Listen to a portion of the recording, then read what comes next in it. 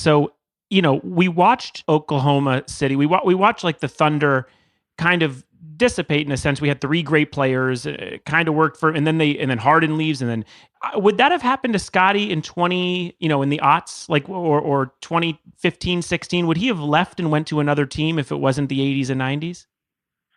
I really think yes. I mean, with the money or just, the way, and, I go back and forth on how these guys hang out with each other. Cause like that story about Ainge going golfing with Jordan in 86 before that playoff game, like Yeah. the conversations that some of these guys had, I think after seeing LeBron go to Miami, I think that just opened up the floodgates for all these guys going, there's nothing off limits. We can play here, like KD going to the Warriors. I totally think Pippen could have got swayed to go somewhere else and be like, hey, you're our number one guy, and who else do you want? Yeah. And we can build around that, if this happened today. It's so funny, too, because we're coming off this tragic, obviously, Kobe Bryant death, and Jordan was such an enigma at that funeral. I was baffled to see, one, he was so active with helping Vanessa off the stage and then to see how emotional and how close he was with Kobe Bryant. No one knew at all their relationship. I mean, he's sort of just wrapped in layers, and obviously this documentary is showing more of that.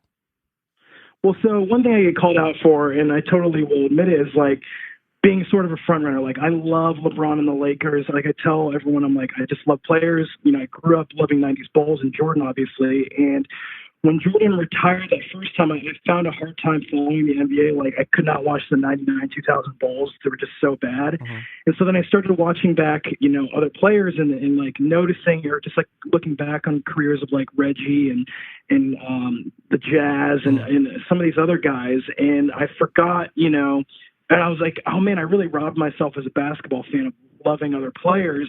And then, with this Kobe stuff, his speech for, after the 15th time I had cried after Kobe's death of all the things happening, I was like, I'm done. And then when Jordan spoke, I was like, wow, like an event to make Jordan, look like a human. Yeah. This documentary is furthering that even more. Yeah. And so, it's like you can't learn more. I didn't think I would know or learn any more about this team and some of these players. So it's been crazy. And the odd reveal of a sense of humor that with the meme joke. I mean, I was like, talk about a guy who hasn't had a sense of humor about himself ever. NBA players always age a little weird. Let's be honest here. Right. But this one has been quite a year for him who would have thought out of all of this, we get more Michael Jordan.